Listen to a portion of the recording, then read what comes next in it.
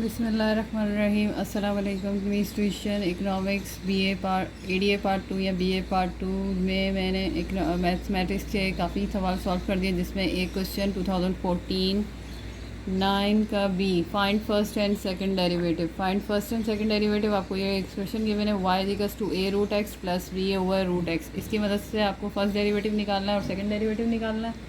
अगर वो अब सिर्फ फर्स्ट डेरिवेटिव कहेगा तो जो पहला पार्ट है वहाँ तक करके रुक जाएंगे, लेकिन अगर सेकंड डेरिवेटिव निकालने को कह रहा है तो आपको जो फर्स्ट डेरिवेटिव का आंसर आएगा उसको आगे कंटिन्यू करते हुए सेकंड डेरिवेटिव निकालना है। अब सबसे पहले इस क्वेश्चन को रिपीट करेंगे, a root X plus B over root X. अब मैं इस क्वेश्चन को पहले सिंपल करूँगी। अगर मैं इसको इसी थे पैटर्न से लेके चलूँगी तो मुझे एलसीएम लेना पड़ेगा और फिर मुझे इसको क्वाड्रेंट रूल पे जाना पड़ेगा। तो मैं उस मेथड पे नहीं जा रही क्योंकि मेथड बहुत सारे हैं। आप किस मेथड को करके इसको सॉल्व करके सिंपल करते हैं वो है, क्योंकि आंसर हर मेथड से सेम ही आएगा। तो मैं पहले क्वेश्चन को सिंपल करूँगी। क्वेश्चन को कैसे सिंपल करना है, आपकी ये वैल्यू रूट में है, रूट के अंदर वैल्यू लिखी हुई है एक्स।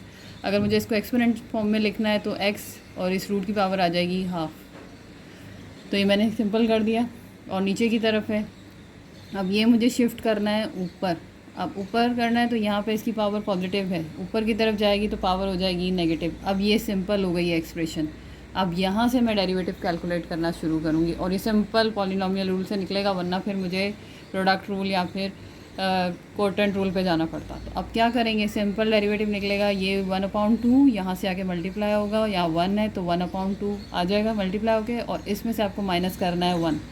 वही काम इस साइड पे भी करना है, प्लस क्योंकि यहाँ माइनस लगा तो आप ब्रैकेट लगा के माइनस लिखें 1/2 b माइनस 1/2 माइनस 1। अब यहाँ पे ये क्या हो गया, आपको एलसीएम लेना पड़ेगा। कैसे लिखा हुआ है 1/2 माइनस 1, इसके नीचे कोई वैल्यू नहीं है तो उसका मतलब है 1। और ये सिंपल एलसीएम होता है कि सबसे पहले आप डिनोमिनेटर की वैल्यूज़ को मल्टीप्लाई करें, 2 आ जाएगा। फिर सीधे हाथ वाली वैल्यू को उसके ऊपर सामने वाली वैल्यू से मल्टीप्लाई करें, 1 1 ज़ा 1, बीच में साइन है माइनस का, और इसको मल्टीप्लाई करें 2 1 ज़ा 2। तो इस वैल्यू में से इसको माइनस करेंगे तो आंसर आ जाएगा माइनस 1/2। तो ये इस तरह से कैलकुलेट हुआ। सेम काम यहाँ पे भी करना है कि आपने एलसीएम लेना है। ये इन दोनों को यहाँ लिख लें, 1/2 माइनस 1/2 1, इसके नीचे कुछ नहीं है 1। तो आपने पहले दोनों को मल्टीप्लाई किया, 2 1 ज़ा 2, ये यहाँ से मल्टीप्लाई हुआ 1 1 ज़ा 1, और साइन माइनस का लाजमी लगाएं, फिर बीच का साइन माइनस का लगाएं, 2 1 ज़ा 2 तो माइनस 3/2। तो ये दोनों टर्म्स इस तरह से कैलकुलेट होगी। अब मसला ये है कि इस सवाल में मुझे फ़र्स्ट डेरिवेटिव भी निकालना है और सेकंड डेरिवेटिव भी निकालना है। अगर सिर्फ उसने मुझे फ़र्स्ट डेरिवेटिव भी पूछा होता तो फिर मुझे ये सवाल आगे तक सॉल्व करना है। इसलिए कर दिया कि अगर आ गया सवाल और उसने फ़र्स्ट डेरिवेटिव पूछा और सेकंड नहीं पूछा। लेकिन अगर उसने सेकंड पूछा होता ना तो मैं आगे कंटिन्यू नहीं करती, मैं इसी को लेके सेकंड डेरिवेटिव निकालूंगी। लेकिन मैं चूँकि इसलिए आपको सॉल्व करके दे रही हूँ आगे, क्योंकि अगर ना ऐसा हो कि उसने सिर्फ फर्स्ट डेरिवेटिव भी पूछा तो आपको इसको पूरा कंप्लीट करके देना है। यहाँ तक छोड़ देंगे तो आंसर सही नहीं माना जाएगा। लेकिन अगर आपने सेकंड डेरिवेटिव पे जाना होता है तो फिर हम यहाँ तक छोड़ सकते हैं। अब यहाँ क्या करना है, अगर इस फर्स्ट डेरिवेटिव की कैलकुलेशन कंप्लीट करनी, ये एक्स है, इसको मैंने डिनोमिनेटर में लेके जाऊँगी ताकि मेरी पावर पॉजिटिव हो जाए। और ये ए इस 1 से मल्टीप्लाई हो गया, a 1 ज़ा a, और ये डिनोमिनेटर में चला गया, पावर पॉजिटिव हो गई। यहाँ पर भी b 1 ज़ा b और 2 नीचे ही है, और ये आके इसके साथ पावर हो जाएगी 3/2 प्लस में। अब क्या करना है, जो हाफ़ है, मैंने भी पहले बताया कि जो हाफ़ है वो रूट की पावर होती है, यानी कि अगर आप रूट के बगैर लिखेंगे तो हाफ़, अगर आपने रूट में करना है तो ये हाफ़ जो है मैंने रूट एक्स लिख दिया। अच्छा, ये कैसे आया, रूट लिखा है और अंदर x की पावर 3 आएगी। ठीक है, जब अंदर x की पावर 3 आएगी तो कितने 3 हैं अंदर, 3 सॉरी कितने x है अंदर, 3 है। x की पावर 3 है, इसका मतलब है x कितने बार है, 3 बार है। और ये रूट है तो ये रूट से पेयर बार निकलेगा तो x रूट x, यानी कि इस चीज़ को इस शक्ल में लिखा जा सकता है। अब यहाँ पे मैंने दोबारा से लिया है एलसीएम। एलसीएम कैसे लेना है, जब इस तरह की टर्म्स आ जाए तो आप देखें इसके पास भी 2 है, इसके पास भी 2 है, एक लिखते हैं।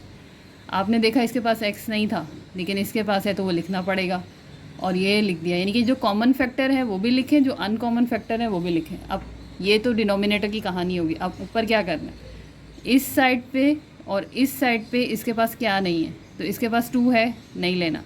इसके पास रूट x है, नहीं लेना। लेकिन इसके पास x नहीं है तो ये x जाके इससे मल्टीप्लाई होकर यहाँ आ जाएगा। लेकिन अगर इसकी कहानी देखें तो इसके पास वही सारी चीज़ें हैं जो ये हैं, तो ये पूरा सा पूरा कैंसिल हुआ, यहाँ से बचा b। इसमें क्या किया कि आपने देखना है कि इसके पास और ये जो एलसीएम आया इसमें क्या क्या चीज़ें सेम है। ये सेम है, नहीं लो। ये सेम है, नहीं लेना। और जो सेम नहीं है वो आप ऊपर जाके मल्टीप्लाई करते हैं। तो अगर सिर्फ फर्स्ट डेरिवेटिव आता है तो आपको यहाँ तक सॉल्व करना पड़ेगा, लेकिन अगर आपको फर्स्ट के साथ सेकंड भी करना है तो फिर आप इसको जहाँ मैंने जो लगाया है इधर तक, आप इसका सेकंड डेरिवेटिव पे जाएंगे। सेकंड डेरिवेटिव मैंने वो जो एरो लगाया था मैंने वो वाली वैल्यू ली है। अब उस वैल्यू को जब मैंने लिया है तो यहाँ पर क्या करेंगे, सेम वही पॉलिनोमियल का रूल लगेगा। ये 1/2 है, ये आके इसके साथ मल्टीप्लाई हो गया -1/2 ए एक्स की पावर -1/2, इसमें से माइनस करना है 1, यहाँ पे भी वही रिपीट किया, ये यहाँ पे आके इससे मल्टीप्लाई हो गया -3/2 -1।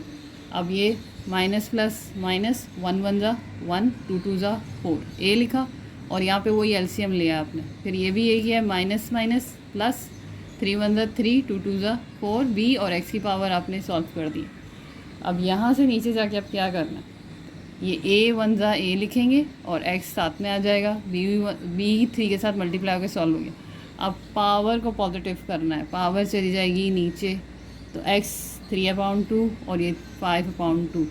अभी 3/2 का मैंने आपको बताया कि रूट इसको अगर मैं अलग करूँगी तो ये यूँ बनेगा। तो अब ये अलग मैंने ऐसे हुआ तो इसका मतलब है 1/2 बता रहा है, रूट लगा दें और अंदर जाके एक्स 3 बार कर दें। एक्स 3 बार है तो मतलब कि एक पेयर बाहर आ जाएगा और अंदर जो नहीं पेयर बन सका वो अंदर रह जाएगा। फिर यहाँ पे ये x5 बन रहा है तो x5 मल्टीप्लाई 1/2 बता रहा है कि रूट लगा दें, और अंदर x 5 बार है, 1 2 3 4 और ये 5 पेयर बनता है 2 का, और एक रह गया अंदर। जब 2 का पेयर बना तो x मल्टीप्लाई बाई एक्स बाहर और रूट x अंदर, ये base same power add x² root x। तो ये मैंने इसको सिंपल कर दिया। अब यहाँ पे आपने इसको ज़रा सिंपल करना है, तो सिंपल करने के लिए एलसीएम ले लें। एलसीएम भी मैंने सिखाया तो सेम ले लिया, इसके पास 1 है इसके पास 2 है तो 2 चाहिए, और ये सेम है 1 बार ले लिया। अब चेक करना है कि इसके पास और इसके पास क्या सेम है, 4 सेम है, ठीक है नहीं लेंगे। x है लेकिन x 2 है यहाँ पे और यहाँ 1 है, इसका मतलब है 1 x चाहिए, तो 1 x जो बचा है वो ऊपर वाली टर्म के साथ जाके मल्टीप्लाई हो जाएगा और बाकी ये नहीं चाहिए। ये पूरी की पूरी वैल्यूज़ इसके साथ है तो इसके साथ हमें और कुछ नहीं चाहिए। तो ये इस तरह से एलसीएम लेना आता है अगर आपको, तो ये बहुत ईजी है, इसके अलावा और कुछ नहीं किया। तो ये हमारे पास सेकंड डेरिवेटिव कैलकुलेट हो गया है। बस मैंने सिर्फ ये किया है कि ये जो टर्म मैंने उठाई है वो मैंने लास्ट आंसर नहीं उठाया, क्योंकि मैं जब अगर फर्स्ट डेरिवेटिव करूँगी तो मैं इतना ही करूँगी, फिर अगर मुझे सेकंड डेरिवेटिव पे जाना है। ये मैंने आगे इसलिए आपको इसको सॉल्व करके दे दिया कि अगर एग्जामिनर नहीं मांगता है सेकंड डेरिवेटिव और आपको फर्स्ट डेरिवेटिव पे आंसर ख़त्म करना है तो इस तरह ख़त्म करें, यहाँ छोड़ेंगे तो इनकम्प्लीट माना जाएगा। उम्मीद है ये क्वेश्चन आपको समझ आया होगा। मेरे वीडियोस को लाइक करें, मेरे चैनल को सब्सक्राइब करें। अल्लाह हाफ़िज़।